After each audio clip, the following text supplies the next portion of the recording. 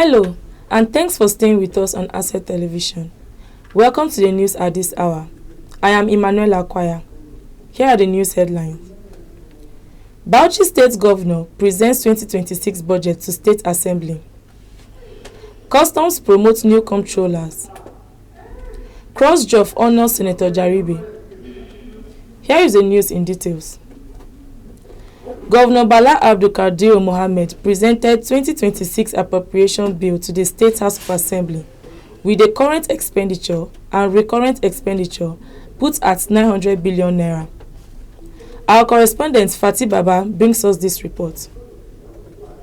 Governor Bala Abdulkadir Muh'd says the budget presentation to the State House of Assembly tagged the budget of consolidation and sustainability does not serve as an annual budget presentation, but also stand as an opportunity to present the scorecard of his administration in the last 6 years to the entire people of Bauchi State. As we enter the final full year of this administration, under my humble leadership, our commitment is to consolidate what we have started, to complete strategic roads, schools, hospitals, water schemes in all our local governments, the government house, the international conference center, the courts, the assembly complex, to deepen reforms in agriculture, education, health, digital economy, solid minerals, and public service, including the payment of gratuity 100%, inshallah. Accordingly, the budget presentation also reaffirms Governor Bala Abdulkadir Muh'd's drive in sustaining the performance cycle in the implementation of the budget. The budget serve is amounting to about 900 billion naira that captures 65% of the annual budget expenditure, while 35% went to the recurrent expenditure. Governor Bala Abdulkadir Muh'd described the implementation of the 2025 budget, which is put at over 79% budgetary performance, as fair. While the 2026 budget, he noted, will focus on consolidating and sustaining the gains recorded with the introduction of new projects that becomes necessary. The governor commended members of the State House of Assembly for their continuous support to the administration and urged them to expedite action in accelerating the hearings of the budget estimate so as to enable his administration commence its implementation. Our continuous commitment to capital investment is informed by two main reasons. First, these are productive investments that generate long-term benefits and increase the productive capacity and output of our economy. Secondly, capital investments stimulate demand for goods and services in related industries and encourage private sector activity. In short, we are deliberately laying the foundation for sustained economic growth and development in Bauchi State. The Speaker of Bauchi State House of Assembly, Abubakar Y. Suleiman, appreciated Governor Bala Abdulkadir Muh'd for his timely presentation of the budget, noting that administration has in the last 6 years achieved a lot towards bringing development to the doorstep of all citizenry in Bauchi State, reaffirming members of the State House of Assembly's commitment to legislate and scrutinize the budget estimate in line with the laws so as to enable the governor continue his good work of developing the state to greater heights. Therefore, as one of the major students of the Gaura School of Politics for Future Leaders, we are learning valuable lessons from this example of participatory governance, which will guide us towards a more responsive and resilient political culture. To the Honorable Commissioners and Heads of Departments, Commissions and Agencies, I urge you to consider each member of this Assembly as your partner in progress. We expect continued collaboration during the budget defense and in the implementation phase to improve the budget and ensure its alignment with the state policy framework, which is popularly known as My Bauchi Project 2. From Bauchi, I'm Fatih Baba, Asset Television News. The Nigerian National Petroleum Company Limited is burdened with crude-backed loan obligations estimated at 8.7 trillion naira according to an analysis of its 2024 financial statement and capital commitment disclosures. The liabilities stretch across multiple forward sale and project financing arrangements that are expected to be serviced through substantial crude oil and gas deliveries. The commitments have become a major pillar of NNPCL's funding structure following years of fiscal pressure, volatile crude production, and declining upstream investment. Several of the facilities were used to refinance older debts, fund refinery rehabilitation, support cash flow, and meet government revenue obligations. One of the major exposures is tied to the Eagle Export Funding Arrangement, although the 2024 financial statement notes that at least 1.8 million barrels must be delivered per cycle. Earlier reports by the press shows this facility consists of 3 separate loan tranches. Another major obligation arises from the incremental gas supply financing arrangement with the Nigerian LNG Limited. Under the agreement, NLNG provided upfront funding of 772 billion naira for gas supplies to be delivered over time. By the close of 2024, gas worth 535 billion naira had been drawn and 312 billion naira recovered by NLNG, leaving 460 billion naira yet to be supplied. A financing charge of 12 billion naira also occurred in the period, bringing the total outstanding balance of 472 billion naira. The Nigerian Customs Service on Thursday, November 27, 2025, hosted a colorful and symbolic decoration ceremony for its newly promoted senior officers at the headquarters auditorium in Abuja.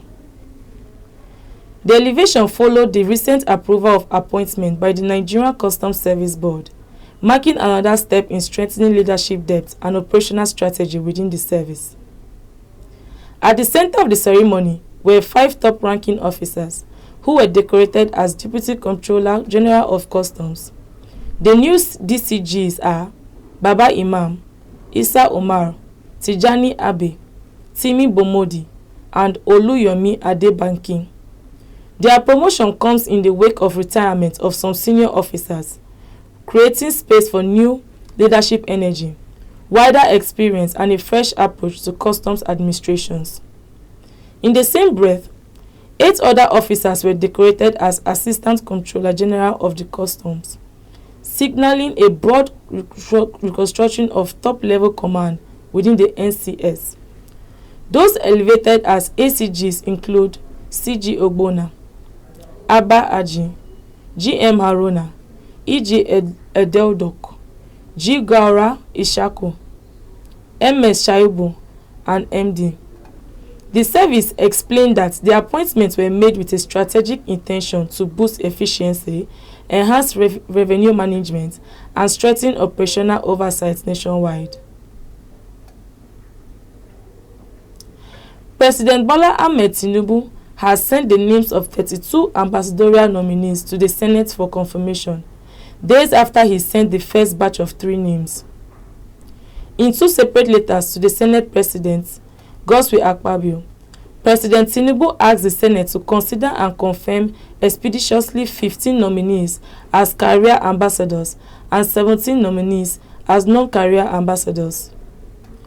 There are 4 women on the career ambassadors list and 6 women on the non-career ambassadors list.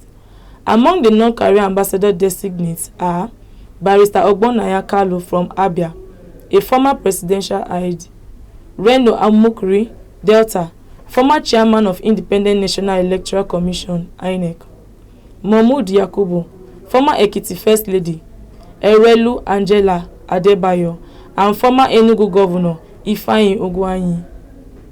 Asset TV will be back after this short break. Stay tuned.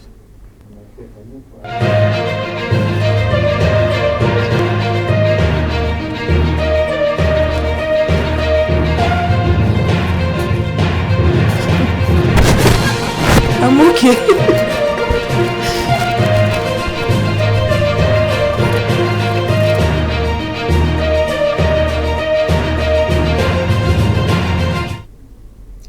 Cross River journalist in Abuja, under the umbrella body of Cross River State Journalist Forum, CrossJov, will on Tuesday, December 2nd, 2025, honor Senator Jaribe Agom Jaribe with 2025 Excellence Award.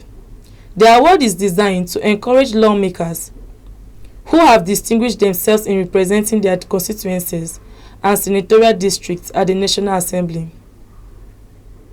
According to the organizers, his dedication to quality legislation, infrastructural development, and constituency outreach sets him apart from others. Senator Jaribe was nominated among others, but after a careful screening of the nominees, considering their visibility at the National Assembly, in both chambers and back home in their senatorial districts and constituencies, Jaribe came top on the list. He is reportedly the highest rated lawmaker from Cross River State at the National Assembly, whose constituents have testified to his good work at home. Meanwhile, Senator John Owan Eno, the Minister of State for Industry, Trade and Investment, will deliver a keynote address on the theme of this year's CrossJov Day, Human Development, Building the Next Generation of Entrepreneurs in Cross River State. A lot of dignitaries are expected to attend the occasion, which will be chaired by Mtu Farm Hilad Eta, with His Excellency Senator Prince Basi Edet Otu, Governor of Cross River State, as a special guest of honor. CrossJov Chairman Francisca Oga said journalists from Cross River State in Abuja are using the occasion to foster discussions on improving the state economically. Former Minister of Transportation Rotimi Ameachi has dismissed suggestions that he may run as vice presidential candidate with the former Vice President Atiku Abubakar or be part of any joint presidential ticket in 2027 elections. Amechi declared that he is running for the presidency and will not be running mate to anybody. His statement comes after Atiku's political ally and media entrepreneur Dele Momodu suggested that Atiku might consider the former Rivers State governor should the 2023 presidential candidate Peter Obi declines to run with him. Responding through his media aide, David Oyofo Ameche insisted that his ambition is solely to become the president of the country and not vice president. Ameche distanced himself from any alliance aimed at making him a running mate. He added that Amechi believes it is the turn of southern Nigeria to produce the next president and is therefore pursuing the presidential ticket of the ADC. Nigeria's worsening security crisis deepened at the weekend as bandits launched coordinated attacks across the north, abducting monarchs, worshippers, a bride, students, and travelers in a 13-day wave of violence that has claimed at least 490 captives. The Senate warned that Nigeria must urgently strengthen community-based policing structures as security agencies struggle to contain the expanding assaults despite President Bola Tinubu's nationwide security emergency and ongoing military operations. From Sokoto to Kogi, Kwara, Niger, Borno, and the Federal Capital Territory, renewed raids have left rural communities traumatized, with residents fleeing their homes and several victims still unaccounted for. In Abuja, 7 mourners, 6 girls and a 16-year-old boy were kidnapped on November 28 at Gidan Bijimi in Buari Area Council. That same day in Niger State, 24 farm workers, including pregnant women, were seized from Palaita village in Shororo local government area. The rampage began on November 18 when 38 worshippers were abducted during a Thanksgiving service in Eroko, Ekiti local government area of Kwara State, with 3 persons killed. In Borno, on November 23rd, ISWAP militants kidnapped 12 teenage girls aged 15 to 20 from a farm in the Musa district of Askira Oba local government area. They were later rescued by security forces. By November 21st, over 315 persons comprising 303 students and 12 teachers had been kidnapped from St. Mary's Private Primary and Secondary School in Niger State. About 50 were said to have escaped. On November 25th, police confirmed that the abduction of 10 persons in a fresh attack on Kwara community. 5 days later, The Kogi State Police Command also confirmed the abduction of 2 travelers. Bandits on Sunday again struck in Kogi State, abducting a Christian cleric, his wife and other congregants. The attack on Ejiba, a town in Yagaba West local government area of Kogi State, came on Sunday morning. According to local sources, eyewitnesses told the community said that the assault occurred during a church service at a new Cherubim and Seraphim church. Adeboyega Oguns, who was present at the church during the daring assault, said congregants fled in panic as the attacker struck. Oguns reported that the church cleric, popularly known as Orlando, his wife, and several other individuals were abducted during the raid. Similarly, on Saturday, a group of terrorists launched an attack along Isanlo Mokuto Odofin corridor in the Yagba East local government area of the state, leaving residents and travelers in a state of fear.